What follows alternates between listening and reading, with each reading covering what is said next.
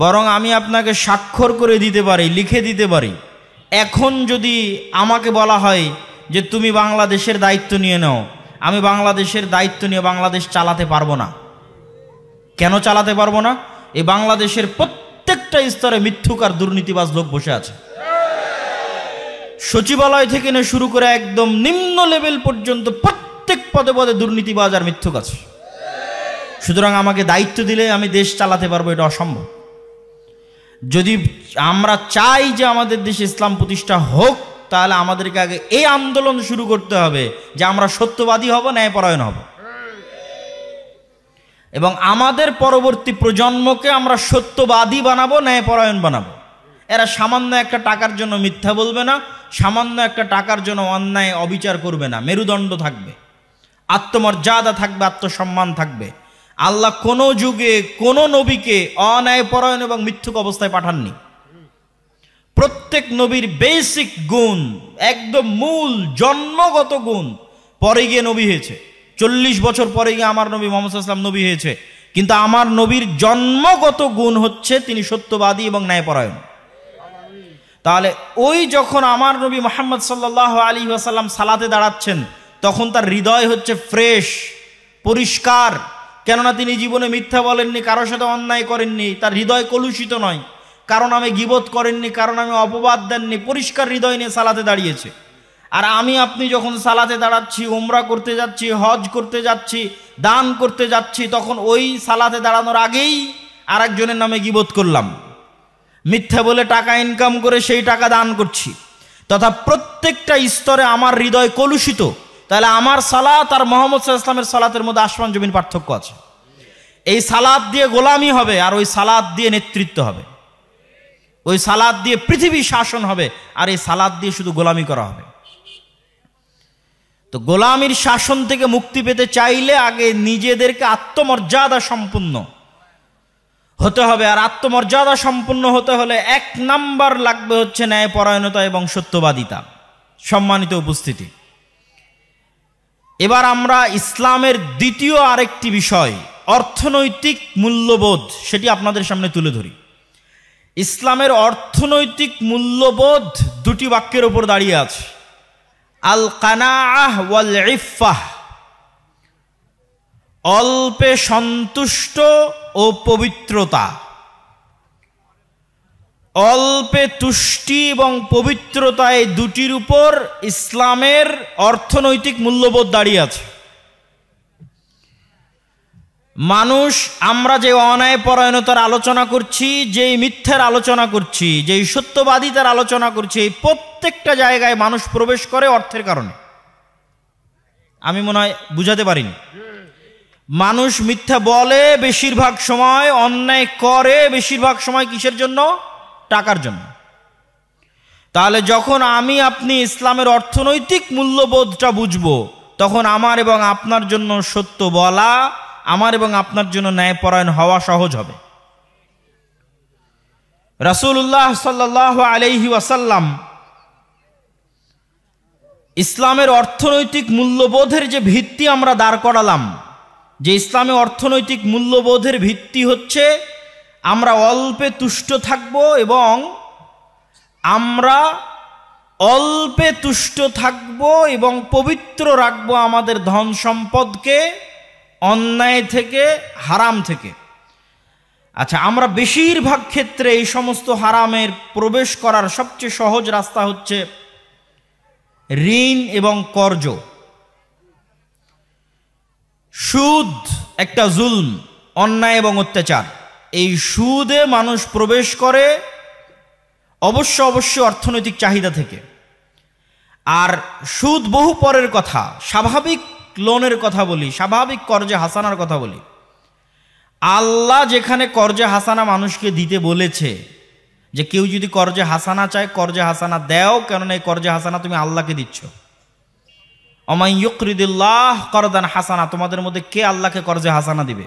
কিন্তু তারপরেও কর্জে হাসানাও যদি ধরি, সেটিকে আল্লাহর নবী কি পরিমাণ নিরুৎসাহিত করেছে, শুধু আপনাদের সামনে কয়েকটা হাদিস তুলে ধরব।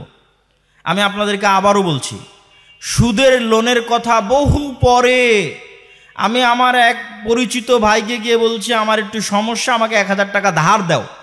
এই 1000 টাকা ধার চাইতে আল্লাহর নবী কি পরিমাণ নিরুৎসাহিত করছে সেটা দেখেন। সুদের ভিত্তিতে লোন নেবেন সেটা বহু পরে।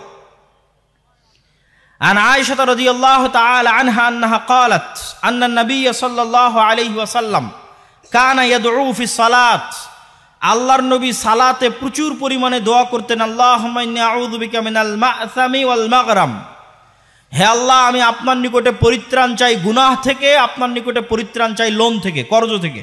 তো আল্লাহর নবী কি সুদে কর্জ নেবে নাকি? বুঝতে পারেননি মনে হয়। আল্লাহর নবী যে কর্জ থেকে পরিত্রাণ চাচ্ছে, উনি কি মরে গেলেও সুদে কর্জ নিবে না। উনি কোন কর্জ থেকে পরিত্রাণ চাচ্ছে? স্বাভাবিক যেটা মানুষের কাছ থেকে আমরা চেয়ে কর্জ নেই, কর্জে হাসানা, ওটা থেকে পরিত্রাণ চাচ্ছে। ফাকালা লাহু কাইলুন মা আকসারা মা তাস্তাঈদু মিনাল মাগরাম, আল্লাহর নবীকে জিজ্ঞেস করা হলো, হে আল্লাহর নবী আপনি এত বেশি কেন কর্জ থেকে পরিত্রাণ চান? এবার আমাদের আগের অংশের সাথে আপনি মিলিয়ে নিতে পারবেন। আল্লাহর নবী বলছে, ইন্নার রাজুলা ইযা গারিমা ইস্তাদানা, মানুষ যখন কর্জ নেয় হাদ্দাসা ফাকাযাবা, মিথ্যা বলা শুরু করে। আল্লাহর নবীর হাদিস, মানুষ যখন কর্জ নেয় কি বলা শুরু করে? মিথ্যা বলা শুরু করে। ওয়া ওয়াদা ফাআখলাফা, ওয়াদা ভঙ্গ করা শুরু করে। বলে কাল দিব, তখন আর দিতে পারে না, পরশু দিব, দিতে পারে না। নিজে মিথ্যা বলে, সন্তানকে মিথ্যা বলা শিখায়, বলে বাপ বাড়িতে নাই বলে দাও। স্ত্রীকে মিথ্যা বলা শিখায়, পুরো পরিবার মিথ্যুক হয়ে গেল। এই মিথ্যুক পরিবারকে আল্লাহ রাষ্ট্রের দায়িত্ব দিবে। রাষ্ট্রের দায়িত্ব নিতে হলে তো ওকে ন্যায়পরায়ণ হতে হবে, সত্যবাদী হতে হবে। তো আগেই গোলাম হয়ে গেছে, আত্মমর্যাদা বিক্রি করে দিয়েছে, আত্মসম্মান বিক্রি করে দিয়েছে। তাহলে নিজের আত্মসম্মান আত্মমর্যাদা ঠিক রাখতে, সত্য বলতে আগে অর্থনীতিতে ইসলামের বিশ্বাস কি সেটা ঠিক রাখতে হবে। তাহলে আপনার জন্য সত্য বলা সহজ হবে, আপনার জন্য ন্যায়পরায়ণ হওয়া সহজ হবে। রাসূল সাল্লাল্লাহু আলাইহি ওয়াসাল্লাম ঋণ থেকে পরিত্রাণ চাচ্ছেন। কুন্না জুলুসান ইনদা রাসূলিল্লাহি সাল্লাল্লাহু আলাইহি ওয়াসাল্লাম ফারাফা রাসাহু ইলা সামা সুম্মা ওয়াদা'a রাহাতাহু আলা জাবহাতিহি সুম্মা ক্বাল সুবহানাল্লাহ মাযা নুযিলা মিনাত তাশদীদ। একদা আমরা রাসূল সাল্লাল্লাহু আলাইহি ওয়াসাল্লামের সাথে বসেছিলাম। আল্লাহর নবী আসমানের দিকে তার চেহারা উঠালেন। কিছুক্ষণ পর তার চেহারা নামিয়ে নিয়ে বলছেন সুবহানাল্লাহ, সে আল্লাহর পবিত্রতা বর্ণনা করছি, আল্লাহ সুবহানাহু ওয়া তাআলার পবিত্রতা বর্ণনা করছি। মাযা নুযিলা মিনাত তাশদীদ, অনেক কঠিন হুকুম অবতীর্ণ হয়ে গেল, বিধান অনেক কঠিন হয়ে গেল, হুকুম অনেক কঠিন হয়ে গেল। ফাসাকাতনা ওয়া ফাজি'না, আমরা সাহাবীরা চুপ থাকলাম এবং ভীত সন্ত্রস্ত হয়ে গেলাম। কি এমন হুকুম অবতীর্ণ হলো যে হুকুমের বিষয়ে আল্লাহর নবী বলছেন যে হুকুম কঠিন হয়ে গেল, বিধান কঠিন হয়ে গেল? আমরা তো ভীত সন্ত্রস্ত হয়ে গেলাম। ফালাম্মা কানা মিনাল গাদ সাআলতুহু ইয়া রাসূলুল্লাহ মা হাযা আত-তাশদীদ আল্লাযী নুযিল, আল্লাহর নবীকে আমি জিজ্ঞেস করলাম, আল্লাহর নবী কি সেই কঠিন বিধান যা আপনার প্রতি অবতীর্ণ হয়েছে? ফাকালা ওয়াল্লাযী নাফসি বিয়াদিহি, আল্লাহর নবী বললেন, ওই সত্তার শপথ করে বলছিলাম, আন্না রাজুলান কুতিলা ফি সাবিলিল্লাহ, কোন মানুষ যদি আল্লাহর রাস্তায় জিহাদ করে শহীদ হয়ে যায়, সুম্মা উহিয়া, তারপর সেই ব্যক্তিকে পুনরায় জীবিত করা হয়, সুম্মা কুতিল, তারপর আবার সে আল্লাহর রাস্তায় জিহাদ করে আবার শহীদ হয়ে যায়, সুম্মা উহিয়া, আবার সেই ব্যক্তিকে জীবিত করা হয়, আবার আল্লাহর রাস্তায় জিহাদ করে আবার শহীদ হয়ে যায়, এই ব্যক্তি জান্নাতে যেতে পারবে না যদি তার উপর ঋণ থাকে, লোন থাকে। ওয়া আলাইহি দাইনুন মা দাখালাল জান্নাহ হাত্তা ইউকযা আনহু দাইনুহু, এই ব্যক্তিকে জান্নাতে প্রবেশ করতে দেওয়া হবে না যতক্ষণ না তার উপরে থাকা লোন কর্জ আদায় না করা হয়েছে। সম্মানিত উপস্থিতি, শহীদের মর্যাদার চাইতে বড় মর্যাদা দ্রুত জান্নাতে যাওয়া, বিনা হিসাবে জান্নাতে যাওয়া, বিনা কবরের আযাবে জান্নাতে যাওয়া, এর চাইতে বড় মাধ্যম আর নাই শহীদ হওয়ার চাইতে। শুধু একবার শহীদ নয়, তিনবার শহীদ হলো, আল্লাহর নবী বলছেন জান্নাতে যেতে পারবে না যদি তার ঘাড়ে লোন থাকে, কর্জ থাকে। তো এই কর্জ আপনি কি মনে করছেন আল্লাহর নবী সুদের কর্জের কথা বলতেছে? সুদের কর্জের ভয়াবহতা ভিন্ন জিনিস। সুদের কর্জের ভয়াবহতা ভিন্ন জিনিস। আমি আপনাকে ইসলামের অর্থনৈতিক মূল্যবোধ বোঝাচ্ছি যে ইসলাম কি পরিমাণ অল্পে তুষ্ট ঋণ বিমুখ নীতি পছন্দ করে। কেন অল্পে তুষ্ট ঋণ বিমুখ নীতি পছন্দ করে তা কিছু বলেছি, আবারও শেষে বলবো সারমর্ম হিসেবে। আর এক হাদিস, রাসূলুল্লাহ সাল্লাল্লাহু আলাইহি ওয়াসাল্লামের সামনে এক জানাজা উপস্থিত করা হলো। আল্লাহর নবী জিজ্ঞেস করলেন এই ব্যক্তির উপর কোনো কর্জ বা লোন ধার আছে কিনা। মানুষ বলল হ্যাঁ ধার আছে 2 দিনার। আল্লাহ নবী বললেন কেউ যদি এই দায়িত্ব না নেয় তাহলে আমি এই ব্যক্তির সালাত আদায় করব না। তখন আবু কাতাদা তিনি দায়িত্ব নিলেন। আবু কাতাদা রাদিয়াল্লাহু তাআলা আনহুকে পরের দিন আল্লাহর নবী বলছেন, আবু কাতাদা তুমি কি তার এই কর্জ পরিশোধ করে দিয়েছো? সে বলছে কদ কাযাইতু, হ্যাঁ আল্লাহর নবী পরিশোধ করে দিয়েছি। আল্লাহ নবী বলেন আল আন বারাদাত আলাইহি জিলদু, এখন তার চামড়া ঠান্ডা হলো। মানে ওই মৃত ব্যক্তি যে কবরে আছে সে এখন নাজাত পেল। কি নাজাত পেল সেটাও আর এক হাদিসে রাসূল সাল্লাল্লাহু আলাইহি ওয়াসাল্লাম স্পষ্ট করবে। আমি শুধু বলি, আপনারা শুধু শুনতে যান। ওয়া আন সাওবান রাদিয়াল্লাহু তাআলা আনহু, সাওবান রাদিয়াল্লাহু তাআলা আনহু থেকে বর্ণিত, তিনি বলেন ক্বালা রাসূলুল্লাহ সাল্লাল্লাহু আলাইহি ওয়াসাল্লাম মান মাতা ওয়া হুয়া বারিউম মিন সালাস, যে ব্যক্তি মারা গেল আর এমত অবস্থায় যে সে 3টা জিনিস থেকে মুক্ত। 1, তার অন্তরে অহংকার ছিল না, অহংকার থেকে মুক্ত। ওয়াল গুলুল, কারো কোনোদিন ধন সম্পদ আত্মসাৎ করেনি, এটা থেকে মুক্ত। ওয়াদ-দাইন, লোন থেকে মুক্ত। দাখালাল জান্নাহ, সে জান্নাতে চলে যাবে। যে ব্যক্তি মৃত্যুবরণ করলে এমত অবস্থায় যে তার অন্তর অহংকার থেকে মুক্ত, এমত অবস্থায় যে অন্যের সম্পদ জোরপূর্বক বা ধোকা দিয়ে, ফাঁকি দিয়ে, মিথ্যা দিয়ে গ্রহণ করেনি, এমত অবস্থায় যে কারো কাছে লোন করে রেখে যায়নি, ঋণ করে রেখে যায়নি, দাখালাল জান্নাহ, সে জান্নাতে চলে যাবে। আর ওই হাদিসে যে আল্লাহ নবী বলল ও তুমি ওর 2 দিরহাম আদায় করে দিয়েছো, এখন তার চামড়া ঠান্ডা হলো, সেটার অর্থ কি? এই হাদিসে আসছে। আবু হুরায়রা রাদিয়াল্লাহু তাআলা আনহু থেকে বর্ণিত, তিনি বলেন রাসূল সাল্লাল্লাহু আলাইহি ওয়াসাল্লাম বলছেন নাফসুল মুমিন মুআল্লাকাতুন, একজন মৃত মুমিনের আত্মা ঝুলন্ত থাকে তার লোনের সাথে, তার ঋণের সাথে, হাত্তা ইউকদা আন, যতক্ষণ না তার পক্ষ থেকে কেউ ওই লোন এবং ঋণ আদায় না করে দিচ্ছে ততক্ষণ পর্যন্ত তার আত্মা ঝুলন্ত থাকে। এটির কথাই রাসূল সাল্লাল্লাহু আলাইহি ওয়াসাল্লাম ওই হাদিসে বলেছেন। সম্মানিত উপস্থিতি, রাসূলুল্লাহ সাল্লাল্লাহু আলাইহি ওয়াসাল্লাম আমাদেরকে অসংখ্য দোয়া শিখিয়েছেন, যে প্রত্যেকটা দোয়ার মধ্যে তিনি লোন থেকে, ধার থেকে, কর্জ থেকে রাসূলুল্লাহ সাল্লাল্লাহু আলাইহি ওয়াসাল্লাম পরিত্রাণ চেয়েছেন। যেমন একটা দোয়া আপনারা জানেন, আল্লাহুম্মা ইন্নী আউযু বিকা মিনাল হাম্মি ওয়াল হুজনি ওয়া আউযু বিকা মিনাল আজজি ওয়াল কাসলি ওয়া আউযু বিকা মিনাল জুবনি ওয়াল বুখলি ওয়া আউযু বিকা মিন গালাবাতিদ দাইনি ওয়া কাহরির রিজাল। হে আল্লাহ, আমি আপনার নিকটে পরিত্রাণ চাচ্ছি দুশ্চিন্তা থেকে। হে আল্লাহ, আমি আপনার নিকটে পরিত্রাণ চাচ্ছি অলসতা থেকে। হে আল্লাহ, আমি আপনার নিকটে পরিত্রাণ চাচ্ছি অক্ষমতা থেকে। হে আল্লাহ, আমি আপনার নিকটে পরিত্রাণ চাচ্ছি ভীত হওয়া থেকে, যেন আমি সাহসী হই।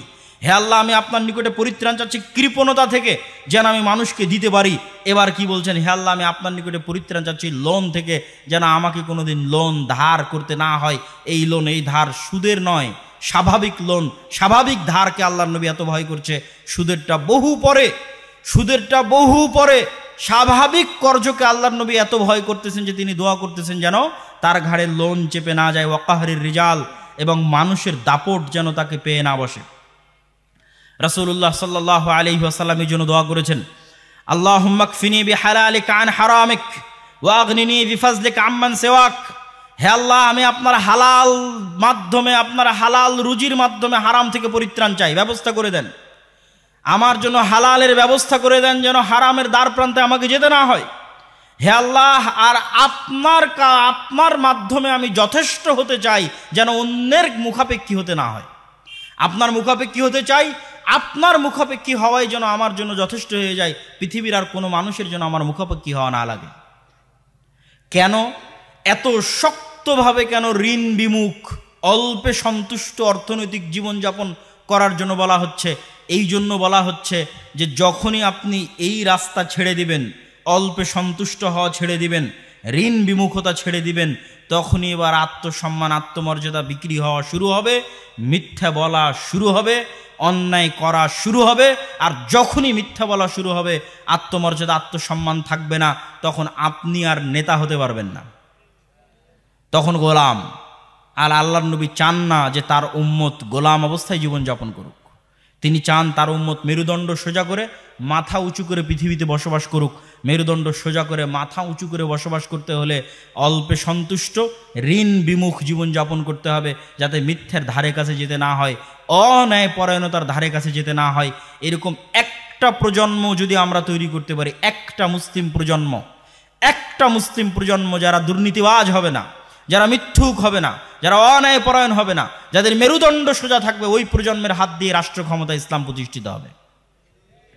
আর যদি ওই প্রজন্ম আমরা তৈরি করতে না পারি, তাহলে আশাই থেকে যাবে।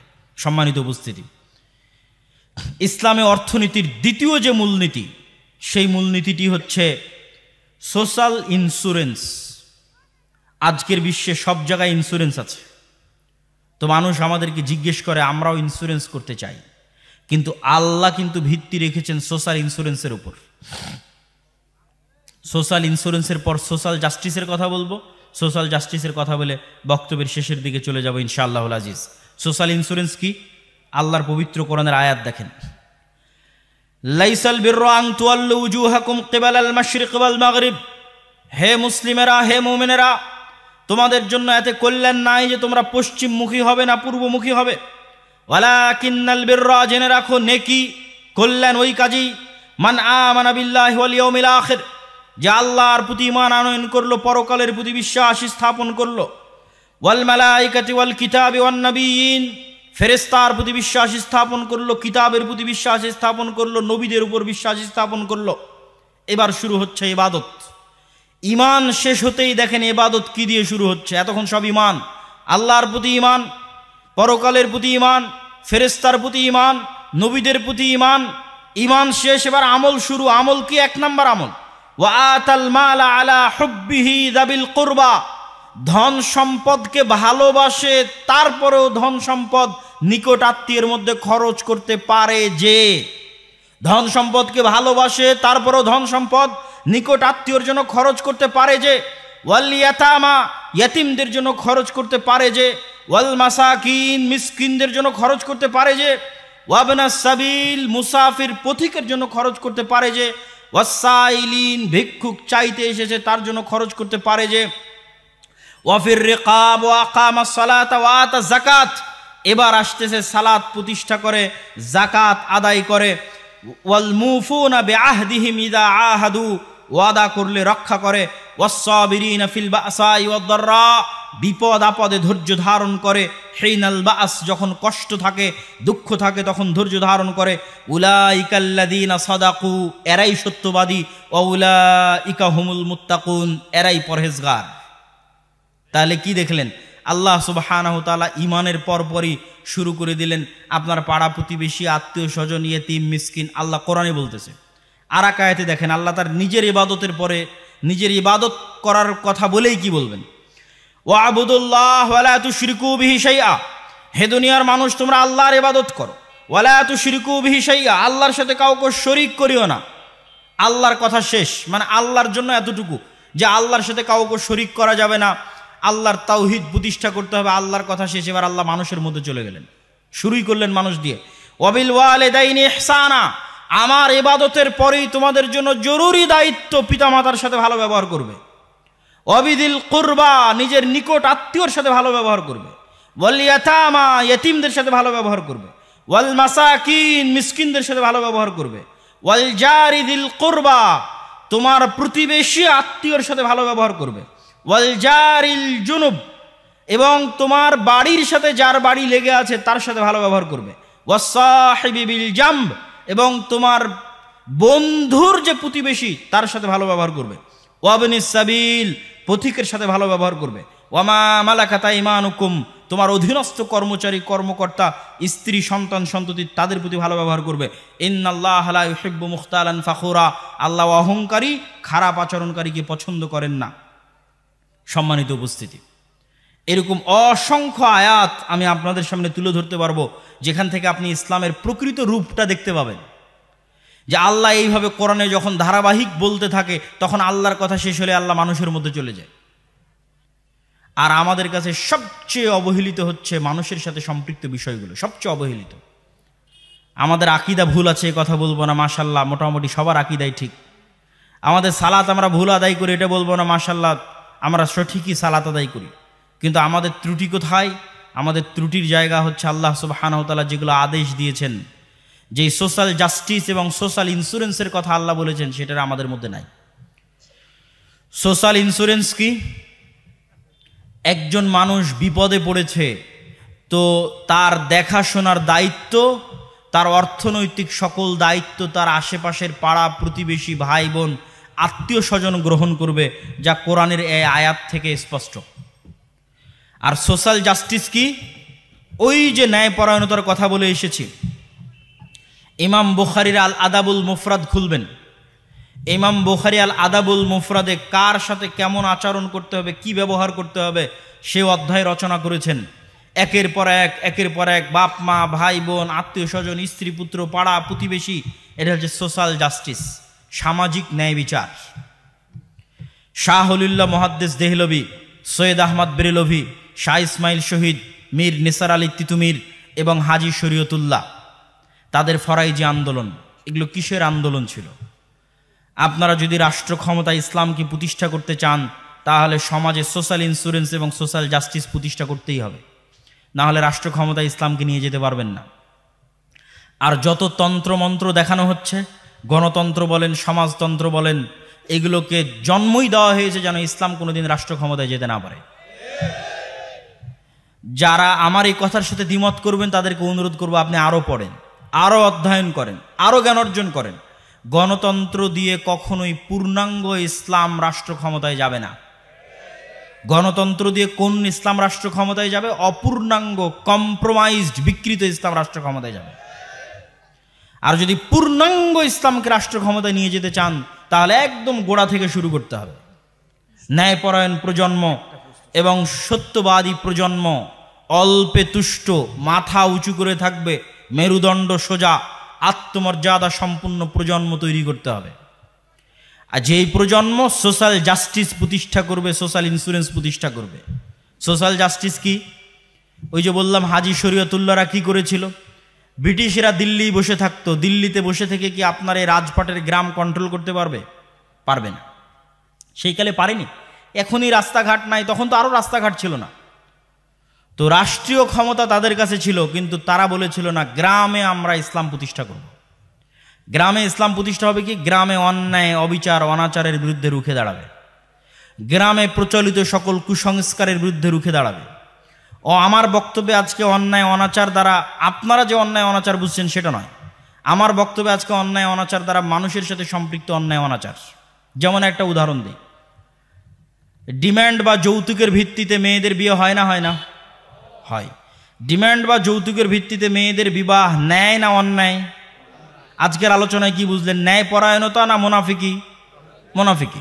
মানে যে ডিমান্ড বা যৌতুকের ভিত্তিতে বিবাহে যাবে, এরা সবগুলো কি মুনাফিক? মুসলিম মুনাফিক। এরা কোনোদিন রাষ্ট্র ক্ষমতা পাবে না? পাবে না? পাবে না। এরা আজীবন কি অবস্থায় থাকবে? গোলাম অবস্থায় থাকবে। কিন্তু সমস্যা কি? সমস্যা হচ্ছে ওই বিয়েতে যিনি বিয়ে পড়াচ্ছেন তিনিও যে মুসলিম, ইমাম, মসজিদের ইমাম, আলেম, হুজুর। তাহলে সোশ্যাল জাস্টিস বলতে আমি কি বুঝাচ্ছি? সামাজিক ন্যায় বিচার বলতে আমি কি বুঝাচ্ছি? সামাজিক ন্যায় বিচার বলতে আমি এটা বুঝাচ্ছি যে আল আমরু বিল মারুফ ওয়ান নাহি আনিল মুনকার, সৎ কাজের আদেশ, অসৎ কাজে বাধা। রাষ্ট্রে ইসলাম প্রতিষ্ঠা করতে চান, একদল যুবককে রেডি হতে হবে, একদল তরুণকে রেডি হতে হবে। যে গত 16 বছর যে ফেসিজম ছিল তারা এখন বিদায় নিয়েছে, নাই। এখন গ্রাম পর্যায়ে পাওয়ার, পলিটিক্যাল পাওয়ার শূন্যের কোঠায়।